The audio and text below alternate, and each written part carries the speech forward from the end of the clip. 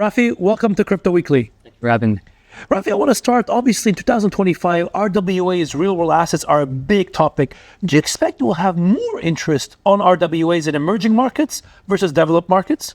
Absolutely. When you think about RWA, real world assets in emerging markets, getting access to real world economic upside in emerging markets is incredibly difficult. Very simple example. If you think about any random emerging market, you can buy your iPhone, you can buy your MacBook, but is it easy to own Apple shares? It's actually incredibly difficult. It's much easier to buy these goods versus owning these shares. And I think that's really what RWA comes down to, using the same rails that emerging market users are buying crypto, getting them access to the brands, the shares that they know and love. So let's talk broadly about the crypto industry. And to what extent do you think that what's happening in emerging markets is similar to what's happening in developed markets when it comes to the excitement and the adoption?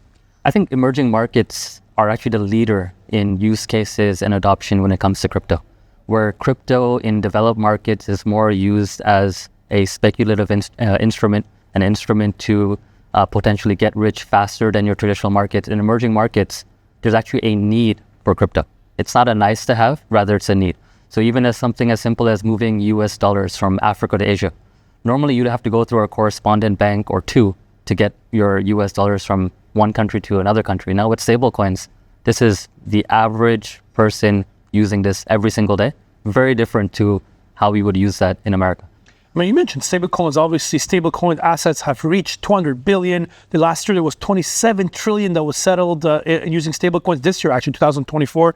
What's your view on the growth of this? Do you expect what you just mentioned, stablecoin volumes will continue to increase in emerging markets over the year ahead? And can this be the way to get the billion new users in the crypto space? Absolutely. I would say post-COVID, and definitely over the last 12 months, stablecoins are firmly found its footing in emerging markets.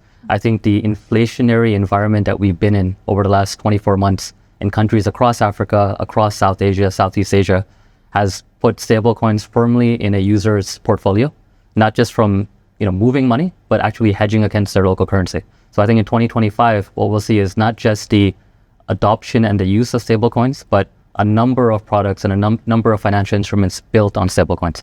So when you look at the regulatory framework, if we compare what's happening here in the region and in emerging markets overall to what's happening in developed markets, to what extent do you think that we're getting there? We're trying to have more advancement in the legal framework in order to compete with what's happening in developed economies. Absolutely. I would say, to be honest, being across Africa and Asia, working with over a dozen regulators, that the regulatory environment in many emerging markets would actually surprise you.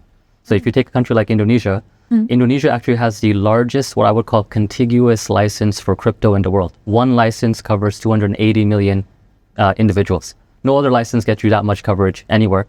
And Indonesia, the regulation is so tight that even the spread and the pricing of 280 plus cryptocurrencies are managed by the regulator, which is impressive.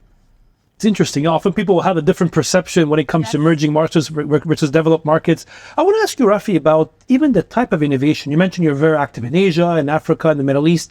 Are you seeing particular innovations in the digital asset space come up from these regions that we may not see in developed markets, for example? Absolutely. Look, I mean, if you take countries like Bangladesh or Pakistan or to a certain degree Nigeria, simple things that we take for granted in developed markets, a car loan, a home mortgage, they don't exist. These entire industries do not exist.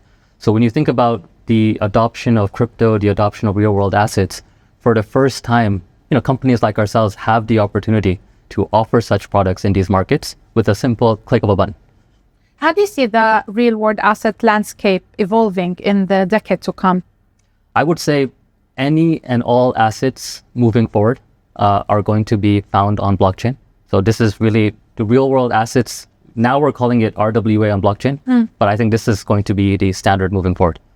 And what is the risk, though? I mean, so as this moves along, this year we saw a lot of treasuries, for example, come on and get more adoption in the crypto space because of that, because of RWAs. What do you think is the risk that we may face that may slow down the development of RWAs? I would say cross-border regulation, right? So there's still, as domestic regulators continue to tighten, sharpen the regulation, ultimately, when it comes to RWA, the ultimate ethos of blockchain is cross-border. It's actually borderless, rather, right?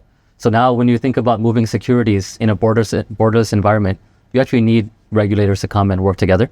I would say membership such as ASEAN, such as, obviously we've been seeing things in the EU, will play a huge role in ensuring that these markets can frictionlessly move into the RWA space.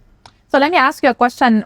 It's the headline everywhere when it comes to crypto. We have a President-elect Donald Trump entering the White House on the 20th of January. So to what extent are you optimistic that a lot will change during his next 4 years term? Whatever we were going to do in 20 years can be done in 4 years now, I would say. What are you looking at? I'm looking at, more than anything else, it's the signaling of the Trump administration to the rest of the world that crypto is here to stay in the US. Ultimately, all goods, all assets, all RWAs are denominated in the dollar. When an administration comes and signals that we're going to back this industry, it forces everyone else to get their act together, get innovative. So more than any regulation that America espouses, I think it's a signaling that will make the world of a difference. Here we go, the signaling of crypto and RWA as well. That was Raafi Hossain, the CEO of Fasset. Thanks for being with us today, Raafi. Thank you for having me. Thank you. Are your children prepared for the future of money? Order Decoding Crypto with Henri and Hodler, the #1 new release kids book on Amazon.